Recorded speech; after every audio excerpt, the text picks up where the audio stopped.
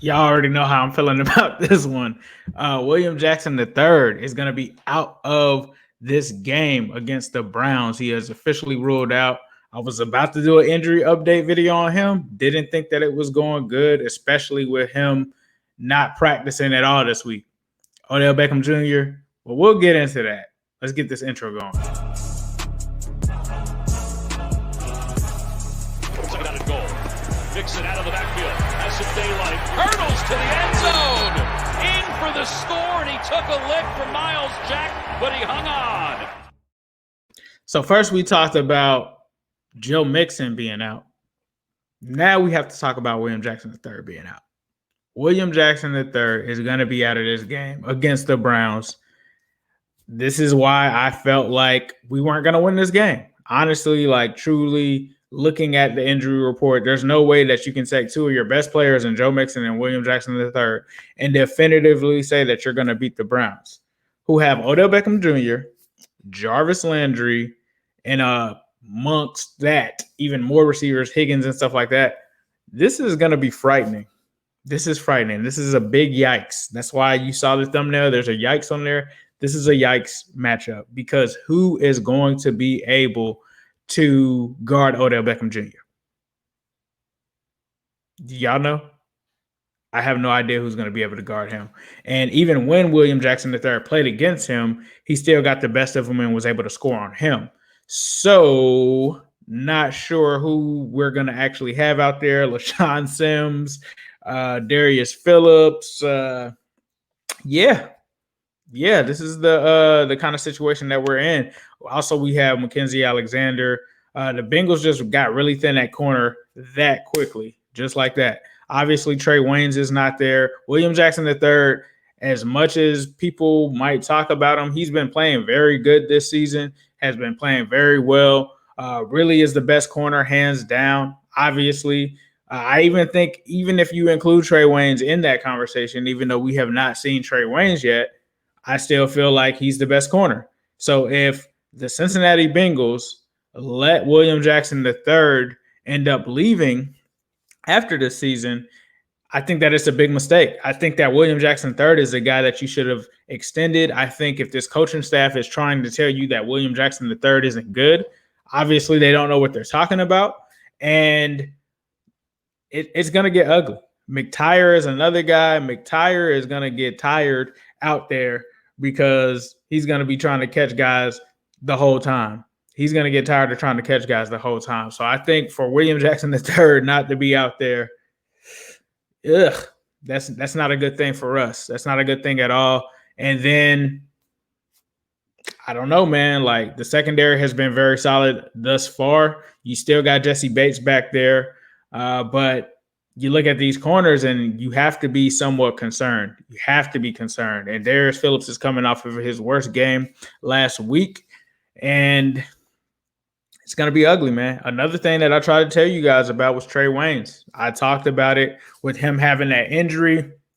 I jumped out on the limb and I was like, I don't think he's coming back. I just looked at the research and everything, and it just didn't really kind of support him coming back. I mean, it's still October, so we'll see. But I knew that he wasn't going to be back this fast. So we'll have to see what happens with that in terms of Trey Waynes. It's only a concussion injury, so I figured that he wasn't going to be able to clear concussion protocol. So this isn't really a surprise to me. I kind of tried to warn people on other platforms that I'm on, such as AFC North Talk and all of that.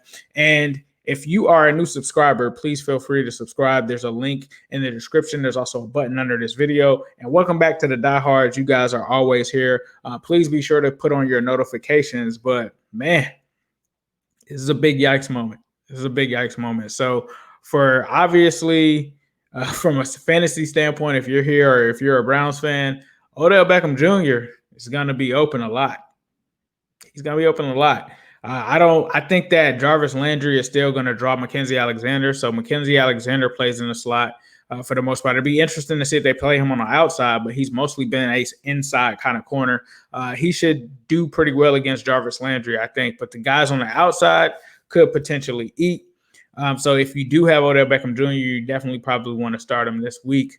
But outside of that, it's just weird.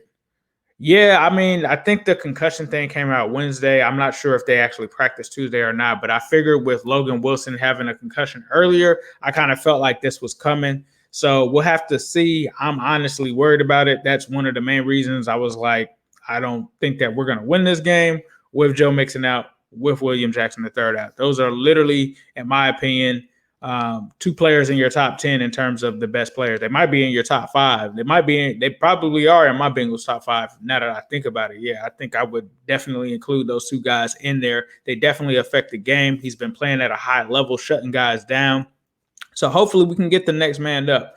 I'm just hoping that they can play as solid as they can. And I wonder what that does to the actual scheme, being that William Jackson III isn't going to be in the game. So we'll have to see what Lou Anarumo and this coaching staff does. But this is going to be a huge loss for them in terms of William Jackson III. So let me know in the comments what you guys think. Do you think that the loss of William Jackson III is going to be a big one? I think obviously the answer to that is yes, but let me know what you guys think of any kind of ideas that they can put in there to support this Bengals secondary. As usual, I'm going to leave you guys with a who day, all day, every day, and especially on Sunday. We need to say a prayer for that secondary come Sunday because it's going to be bad. He gave his rookie-laden Bengals a high mark as they passed from the kindergarten of preseason to the first grade of regular league play. Cincinnati's best came in the first quarter, the first time they had the ball. Quarterback Dewey Warren and fullback Tom Smiley combined for Cincinnati's first pass completion. Bengal founder Paul Brown fashioned this novel design, as new to the game today as the forward pass was a century ago. Montana dragged down at the 31-yard line. In 1996, the Bengals finished strong and finished right. Touchdown! Yes! You tell you what, we're not worthy. We're not worthy. We got to bow to Corey Dillon. Bulldog from the 32 with Mixon in the backfield. It's Dalton out to Mixon. He's got some room. It's Mixon diving up and over. We're gonna hammer home competition, preparation, and diligence in everything we do. It's a new year, same old question. How do you stop 85?